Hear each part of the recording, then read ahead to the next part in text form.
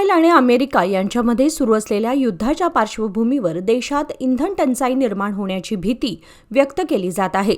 या परिस्थितीचा परिणाम शहरातील सीएनजी गॅस पुरवठ्यावर होण्याची शक्यता व्यक्त होत असून काही गॅस पंपांवर नो स्टॉकचे फलक लावण्यात आल्याचे दिसून आले आहे। यामुळे रिक्षा चालकांमध्ये चिंतेचे वातावरण निर्माण झालं असून गुरुवारी अनेक सीएनजी पंपांवर गॅस भरण्यासाठी मोठी गर्दी झाल्याचं चित्र पाहायला मिळालं। मी 2 ते 2.5 तास पण जायला लागला। आता सध्याला मी झाला तर 1 तास झाला। 1 तास झाला। रोजच आता टाइमिंग होता का आता हल्ली? आता हालीच झाला। 3-4 दिवस झाले। 4 दिवस झाले रेट पण वाढलाय। रेट पण वाढलेला आहे। 2 दिवसात आता 2 वेळा वाढलेला आहे। हा आठवड्यात 2 वेळा। काय भूमिका केंद्र सरकारनं एवढं शॉर्टेज संपूर्ण गॅस पण एलपीजी सीपीजी त्यांना बी काय करता येत नाही, आम्हाला बी काय करता येत नाही। कारण मध्य प्रदेश ह्यामध्ये काय युद्ध झालेलं आहे त्याचा परिणाम तो सर्वांना भोगावा लागला। तर पुन्हा आणि पुढे रेट असं वाढत गेला तर आणि किंवा तुम्हाला एलपीजी मिळालं नाही तर काय परिणाम होणार तुमच्या व्यवसायावर? सध्याला माझ्या प्रमाणे तर अजून 1-2 दिवसावर टोटल बंद होणारच गाड्या बंद होणार ऑलमोस्ट। काय कारण आता 2-3 आता पंपामध्ये गॅस नाही सध्याला हात आहे। आता ह्यो संपला तर सांगता येईल। बरोबर। बाकी इतर ठिकाणी पंपामध्ये तुम्हाला गॅस मिळायला तयार नाही। जास्ती तर इथे पंप नाही आहे बेळगावला। जास्तीत जास्त 4-5 आहेत। आता ऑलरेडी आता 2 बंद आहे, 3 चालू आहे। 3 मध्ये अजून आता हे चालू आहे, अजून 2 काही झाले नाही। बरोबर। रेट वाढल्यानंतर तुम्हाला काय मार्ग व्यवसायावर? मार तर बसवा लागला। काही प्रोडक्ट नाही, पॅसेंजर तर बसायला बी तयार नाही सुद्धा।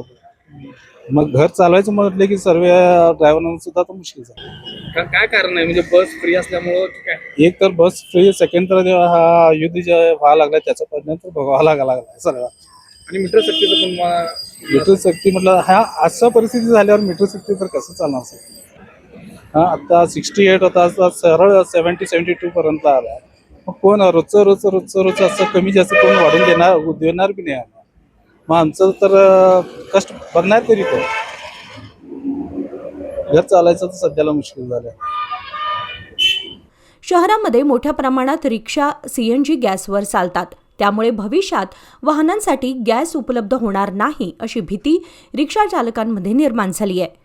या भीतीपोटी अनेक रिक्षा चालकांनी सकाळपासूनच गॅस पंपांवर रांगा लावून गॅस भरण्यासाठी गर्दी केली। काही ठिकाणी रिक्षांच्या लांबच लांब रांगा लागल्याचंही दिसून आलं। मात्र गॅस पंप चालकांकडून दिलेल्या माहितीनुसार सध्या शहरात सीएनजी गॅसचा तुटवडा निर्माण झालेला नाही। आवश्यक तेवढा साठा उपलब्ध असल्याचे त्यांनी स्पष्ट केले। तरीही काही पंपांवर तात्पुरता गॅस उपलब्ध नसल्यामुळे मोजक्याच पंपांवर गॅस मिळत आहे। त्यामुळे रिक्षा चालकांकडून या पंपांवर मोठ्या प्रमाणात गर्दी होत असल्याचं दिसून येत आहे।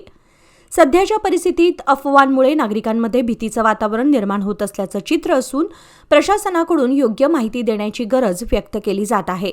हाँ एलपीजी गैस क्या शॉर्टेज है? शॉर्टेज है। तो पहला कितना टाइम लग रहा था? अभी पहला 10 मिनट 15 मिनट लगता था, अभी 1 घंटा पौना घंटा में जा रहा। पंप के ऊपर कितना बढ़ रहा है? रेट रेट भी बढ़ रहा है। रेट बात करवा है। दो दिन में 2 महीने में 15 रुपये बढ़े अभी। 15 रुपए में? हाँ 15 रुपये बढ़े लीटर पहले को। कितना था? 57 था, अब कितना है?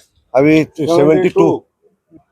गवर्नमेंट रेट बढ़ा के जा रहा है, आपको महंगा पड़ रहा है। हाँ महंगा पड़े। गवर्नमेंट तो क्या बढ़ा के दे रहे हैं? बस फ्री है, धंधा नहीं, क्या नहीं, पैसेंजर बैठवा नहीं। ಸರ್ ಗ್ಯಾಸ್ ರೇಟ್ ಅನ್ನೋದು ನಾವು ರಿಕ್ಷಾದವ್ರು ಅಷ್ಟು ಪ್ರಾಬ್ಲಮ್ ಆಗೈತ್ರಿ।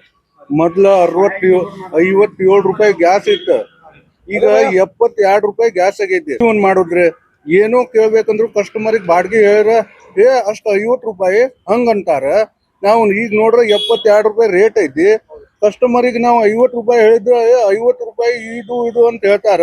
ನಾವು ಕಸ್ಟಮರಿಗೆ ಹೆಂಗ್ ಮಾತಾಡ್ಬೇಕು ಅನ್ನೋದು ನಮ್ಗೆ ಇಲ್ಲ। ಈ ಸರ್ಕಾರದವ್ರು ಇರೋ ಜವಾಬ್ದಾರಿ ಬೇಕಲ್ಲ ಸರ್। ಈ ತರ ಲೈನ್ ಹತ್ತಿದೆ ಗಾಡಿ ನಿಮಗೆ ನೋಡ್ರೆ ಈಗ 15 ದಿವಸದಲ್ಲಿ ಅಷ್ಟು ಗ್ಯಾಸ್ ರೇಟ್ ಏರಿದೆ। ನಾವು ಬಡವರು ಮನೆ ಬಾಡಿಗೆ ಕಟ್ಟಬೇಕಾ, ಏನು ಆಟೋ ಓಡಿಸ್ಬೇಕಾ, ನಮ್ಮ ಫ್ಯಾಮಿಲಿ ಜೀವನ ಹೇಗೆ ಸಾಗಿಸ್ಬೇಕು ಸರ್? ಇದು ಸ್ವಲ್ಪ ಸರ್ಕಾರದವ್ರು ಜವಾಬ್ದಾರಿ ತಗೋಬೇಕು ಸರ್ ಇದಕ್ಕೆ।